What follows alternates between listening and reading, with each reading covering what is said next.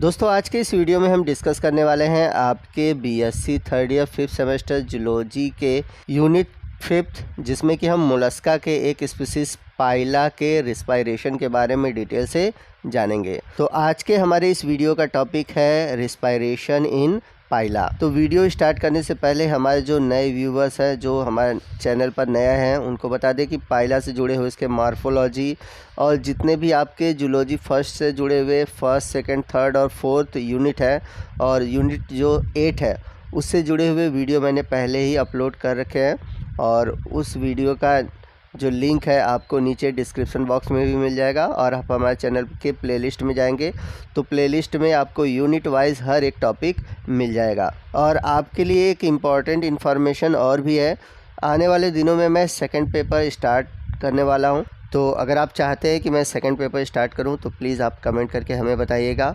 और जिन स्टूडेंट ने हमारा सब्सक्रिप्शन नहीं लिया हुआ है, चाहे वो बॉटनी का है व जूलॉजी का है, ₹99 में आप प्लीज़ सब्सक्रिप्शन ले लें ताकि आपको हर एक टॉपिक के वीडियो मिल पाए। जिन लोगों ने सब्सक्रिप्शन नहीं लिया हुआ है उनको कंप्लीट वीडियो नहीं मिल पाएगा। तो जितने भी हमारे नए व्यूवर्स हैं या फिर जो पुराने व्यूवर्स हैं जिन्होंने सब्सक्रिप्शन नहीं लिया हुआ है, वो जल्द से जल्द हमारा ₹99 का सब्सक्रिप्शन ले लें। तो हम बात करते हैं रिस्पायरेशन इन पाइला की। तो पाइला को जैसा कि हम सभी जानते हैं कि पॉन्ड स्नेल या फिर एप्पल स्नेल या फिर गैस्ट्रोपॉड मोलस्क के नाम से जाना जाता है। और जब आपने हैबिटेट पढ़ा था तो आपको मैंने बताया था कि जो पाइला है ये एक एम्फीबियन हैबिटेट में रहने वाला एनिमल है, यानी कि ये एक्वेटिक और एरियल दोनों ही कंडीशन में सर्वाइव कर सकता है। तो पाइला में जो जलीय रिस्पायरेशन होता है, यानी कि जो एक्वस रिस्पायरेशन होता है, उसके लिए इसमें पाया जाता है गिल्स, जिन्हें हम टेनिडियम भी कहते हैं। और वहीं एरियल रिस्पायरेशन के लिए इसमें पाया जाता है लंग्स, जिसे कि हम पल्मोनरी सैक भी कहते हैं। तो यहाँ पर मैंने पाइला के रिस्पायरेटरी सिस्टम को बना रखा है। जैसा कि आप अपने लेफ़्ट साइड देख सकते हैं एक्वेटिक रिस्पायरेशन है और राइट साइड एरियल रिस्पायरेशन है। एक्वेटिक रिस्पायरेशन के लिए गिल्स और एरियल रिस्पायरेशन के लिए है पल्मोनरी सैक। तो गिल्स या फिर जो पल्मोनरी सैक है, पहले हम उसके लोकेशन को जानेंगे, यानी कि ये पाइला में कहाँ पाया जाता है, उसका स्ट्रक्चर कैसा है, उसमें ब्लड सप्लाई कैसी होती है, गिल्स का स्ट्रक्चर कैसा है या फिर पल्मोनरी सैक का स्ट्रक्चर कैसा है। और इसके बाद जो है वो हम जानेंगे कि किस तरह से इनमें रिस्पायरेशन होता है। वही पल्मोनरी सैक से जुड़ा हुआ एक इम्पॉर्टेंट टॉपिक ये भी है कि जब ये एरियल रिस्पायरेशन करते हैं तो इनमें एक स्पेशल स्ट्रक्चर बनता है जिसको हम बोलते हैं साइफन। तो साइफन के द्वारा कैसे ये रिस्पायरेशन करते हैं, बिना साइफन के कैसे रिस्पायरेशन करते हैं। और एक और कंडीशन है ड्यूरिंग द डॉर्मेंसी, और डॉर्मेंसी में कैसे रिस्पायरेशन करते हैं। इन सभी चीज़ों को हम आगे वीडियो में डिस्कस करेंगे। तो टॉपिक बड़ा ही इंपॉर्टेंट है और आपके एग्ज़ाम में इस टॉपिक से क्वेश्चन पूछे जाते हैं। तो आइए सबसे पहले हम बात करते हैं एक्वेटिक रिस्पायरेशन की। तो जैसा कि मैंने पीछे भी आपको बताया था कि पाइला में एक्वेटिक रिस्पायरेशन के लिए गिल्स पाई जाती है, जिसे हम टेनिडियम भी कहते हैं। तो आपको बता दें कि पाइला में एक्वेटिक रिस्पायरेशन के लिए केवल एक सिंगल गिल पाया जाता है। तो अगर आप पाइला के मेंटल कैविटी को देखेंगे तो इसके फर्स्ट पर स्थित 2 प्रकार के चैम्बर होते हैं। एक लेफ़्ट लार्ज पल्मोनरी चैम्बर होता है और दूसरा होता है राइट स्मॉल गिल चैम्बर। तो जो टेनिडियम है, यानी कि जो गिल है, यह मेंटल कैविटी के दाहिनी ओर जो गिल चैम्बर है उसकी सतह पर स्थित होता है। तो जैसा कि यहाँ पर आप फिगर में देख सकते हैं, आपको जो येलो कलर से हाईलाइटेड स्ट्रक्चर दिखाई दे रहा है, ये है टेनिडियम या फिर गिल, जो कि आपको मेंटल कैविटी के राइट साइड और लोअर रीजन में देखने को मिलता है। अब ये जो टेनिडियम है या फिर अगर बात करें गिल्स की, तो ये इसकी संरचना जो होती है 2 भागों से मिलकर बनी होती है। पहला है गिल एक्सिस और दूसरा है गिल लैमली या फिर कह सकते हैं गिल प्लेट। तो सबसे पहले हम बात करते हैं गिल एक्सिस की। तो यह गिल का जो आधारी भाग होता है, यानी कि लोअर पोर्शन होता है या फिर कह सकते हैं एक तरह से बेसल पार्ट होता है। और इसी गिल एक्सिस द्वारा जो गिल है वह क्या कहता है कि गिल चैम्बर में दीवार से या फिर कह सकते हैं कि गिल चैम्बर की दीवार से जुड़ा होता है।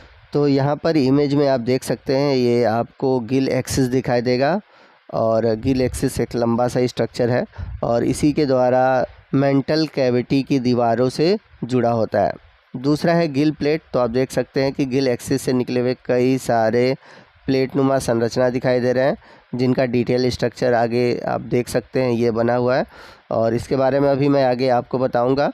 तो सबसे पहले हम बात करते हैं गिल प्लेट की। तो ये जो गिल एक्सिस है, इससे जुड़े हुए ढेर सारे गिल प्लेट पाए जाते हैं, और ये एक प्रकार से ट्रायंगुलर शेप होते हैं। तो इस तरह से देखा जाए तो पाइला के गिल में गिल प्लेट की एक कतार लगी हुई होती है, और इस प्रकार के गिल को हम बोलते हैं मोनोपेक्टिनेट गिल। तो आइए हम पाइला के जो गिल प्लेट हैं, या फिर कह सकते हैं जो गिल लैमली है, उसके स्ट्रक्चर के बारे में जानें। तो पाइला का जो पूरा जो गिल है, अगर देखा जाए तो गिल प्लेट का जो बेसल पोर्शन है, यानी कि जो आप ये ट्रायंगुलर शेप स्ट्रक्चर देख रहे हैं, जिसे हम गिल प्लेट बोलते हैं, जैसा कि मैंने पीछे भी आपको बताया था।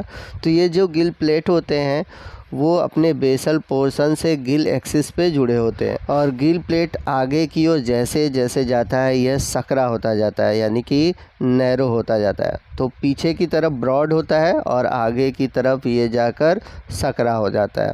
तो अगर आप एक गिल प्लेट का स्ट्रक्चर देखें तो उसका जो अपर पार्ट होता है, जो कि थोड़ा सा छोटा होता है, जिसे हम बोलते हैं अफरेंट साइड, और नीचे की ओर जो थोड़ा सा बड़ा पार्ट होता है, जिसे हम बोलते हैं इफरेंट साइड। यहाँ पे आप फिगर में देख सकते हैं अफरेंट साइड है और नीचे की ओर इफरेंट साइड है, और इन दोनों के बीच में एक स्ट्रक्चर पाया जाता है जिसे हम बोलते हैं ट्रांसवर्स प्लेट। जैसा कि यहाँ पर आप फिगर में देख सकते हैं, ये आपको ट्रांसवर्स प्लेट दिखाई देगा, जो कि आपको अफरेंट साइड और इफरेंट साइड के बीच में दिखाई देता है। आइए नेक्स्ट हम बात करते हैं कि कैसे गिल्स में ब्लड की सप्लाई होती है। तो जितने भी गिल प्लेट हैं उसमें डीऑक्सीजनेटेड ब्लड, या कह सकते हैं कि जो अशुद्ध रक्त है, वह एफरेंट ब्लड वेसल्स के द्वारा प्रवेश करता है, तथा पूरे गिल प्लेट में जो निर्धारित दिशा होती है या फिर जो उसका मार्ग होता है उसमें भ्रमण करता है। तो यहाँ पर आप देख सकते हैं कि कैसे यहाँ पर डीऑक्सीजनेटेड ब्लड इंटर करता है, और ये जो ट्रांसवर्स प्लेट है वहाँ से होता हुआ ये शुद्ध हो जाता है, और शुद्ध होने के बाद यानी कि जो ऑक्सीजनेटेड ब्लड है यह वापस इफरेंट ब्लड वेसल्स के द्वारा बाहर आता है, तथा यहाँ से रक्त शरीर में वितरण के लिए हृदय के ऑर्किल में चला जाता है। तो आइए नेक्स्ट हम बात करते हैं गिल्स के हिस्टोलॉजी के बारे में, यानी कि एक तरह से इसकी आंतरिक संरचना के बारे में।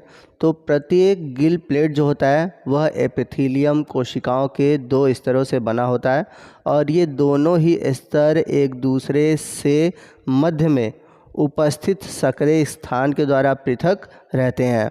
तो राइट साइड आप इस फिगर में देख सकते हैं, एक लेयर ये है और दूसरा लेयर ये है, और इन दोनों लेयर के बीच एक स्पेस पाई जा रही है। अब ये जो एपिथेलियल सेल है ये 2 तरह की होती हैं, एक होती है सिलिएटेड और दूसरा होती है नॉन सिलिएटेड। तो ये जो सिलिएटेड एपिथेलियम है यह अग्र सिरे पर होती है, जैसा कि यहाँ पर आप फिगर में देख सकते हैं, और जो नॉन सिलिएटेड है वह नीचे की ओर होती है। तो जो सिलिएटेड एपिथेलियम है इनका काम होता है रिस्पायरेशन के समय जो जल की धारा होती है, यानी कि जो वाटर करंट है, उसको आगे बढ़ाने में मदद करना। और जो नॉन सिलिएटेड एपिथेलियम है इनमें सिलिया नहीं पाया जाता, ठीक है, और ये प्रायः नीचे की ओर स्थित होते हैं, जैसा कि मैंने अभी फिगर में आपको दिखाया था। आइए नेक्स्ट हम बात करते हैं कि कैसे गिल्स में रिस्पायरेशन का मैकेनिज़्म चलता है, या फिर हम कह सकते हैं कि जो एक्वेटिक रिस्पायरेशन का तरीका है वो कैसे होता है। तो एक्वेटिक रिस्पायरेशन तभी होता है जब पाइला जल में डूबा होता है। तो जब पाइला में एक्वेटिक रिस्पायरेशन होने वाला होता है तो उस केस में इसका जो फुट और हेड है वह कवच के बाहर आ जाता है, और जो राइट न्यूट्रल लोब है और लेफ्ट न्यूट्रल लोब है वो फनल के आकार का हो जाता है। तो चूँकि पाइला में एक्वेटिक रिस्पायरेशन होता है तो इस केस में जो मेंटल कैविटी है वहाँ से जल धारा होते हुए वह शरीर के बाहर निकलता है। तो लेफ़्ट न्यूट्रल लोब से पानी मेंटल कैविटी में प्रवेश करता है और राइट न्यूट्रल लोब से पानी बाहर निकल जाता है। तो वाटर फ्लो का ये जो सिस्टम है ये निरंतर चलता रहता है। तो यहाँ पर आप देख सकते हैं ये मेंटल कैविटी है और इस भाग को हम बोलते हैं पल्मोनरी चैम्बर, और इसके बगल में जो चैम्बर है उसे हम बोलते हैं गिल चैम्बर। तो इस तरह से लेफ़्ट न्यूट्रल लोब से पानी इंटर करता है और ये पल्मोनरी चैम्बर से होते हुए पहुंचता है गिल चैम्बर में, और गिल चैम्बर में पहुंचकर वाटर, जैसा कि मैंने बताया था, अफरेंट में पहुंचता है।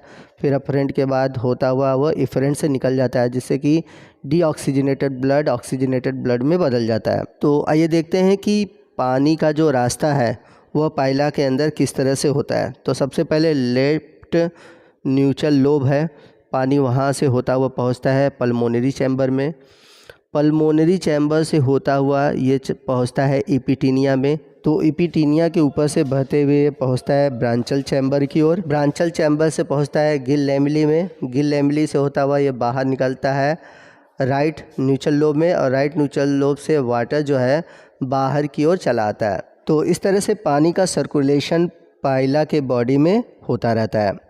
अब बात करते हैं, यहाँ पर आप एक स्ट्रक्चर देख रहे हैं ऑस्फेरिडियम। ये एक इम्पॉर्टेंट टॉपिक है और इस टॉपिक से आपके क्वेश्चन पूछे जा सकते हैं। तो जिस समय जो पानी है वो पल्मोनरी चैम्बर में प्रवेश करता है, तो उस समय जो ऑस्फेरिडियम है ये क्या कहता है कि वाटर के फिजिकल और केमिकल गुणों का परीक्षण करता है, यानी कि पानी की फिजिकल कंडीशन कैसी है या केमिकल कंडीशन कैसी है, उसका पीएच कैसा है, उसमें ऑक्सीजन कितने हैं, उसका टेम्परेचर कितना है, उसकी टर्बिडिटी कितनी है। तो इन सभी चीज़ों का एग्जामिन करने का काम करता है ऑस्फेरिडियम। अब यदि पानी जो है वो पाइला के अनुकूल नहीं है तो उस कंडीशन में क्या होता है कि पानी को वापस भेज दिया जाता है। अब वाटर जो करंट होता है जब वो जाता है गिल्स प्लेट में, तो वहाँ पर ऑक्सीजन का डिफ्यूज़न होता है, यानी कि ऑक्सीजन डिफ्यूज़ करता है और ऑक्सीजन डिफ्यूज़ करके ब्लड में डिसॉल्व हो जाता है और वापस जो CO2 है वो वाटर में चला आता है, और इस तरह से डिफ्यूज़न के थ्रू ऑक्सीजन लिया जाता है, कार्बन डाइऑक्साइड छोड़ दिया जाता है। तो इस तरह से एक्वाटिक रिस्पायरेशन पाइला में होता है। तो दोस्तों इसी के साथ हमारा पाइला का जो एक्वाटिक रिस्पायरेशन होता है वो ख़त्म होता है। अब बचता है एरियल रिस्पायरेशन। तो एरियल रिस्पायरेशन जो है ये टॉपिक हम अगले वीडियो में डिस्कस करेंगे। तो आपको आज का ये वीडियो कैसा लगा कमेंट करके ज़रूर बताइएगा। वीडियो अच्छा लगा हो वीडियो को प्लीज़ लाइक करिएगा, अपने दोस्तों में शेयर करिएगा, और कोई भी डाउट है आप हमसे कमेंट करके पूछ सकते हैं। तो मिलते हैं अगले वीडियो में अगले टॉपिक के साथ। तब तक के लिए जय हिंद, जय भारत।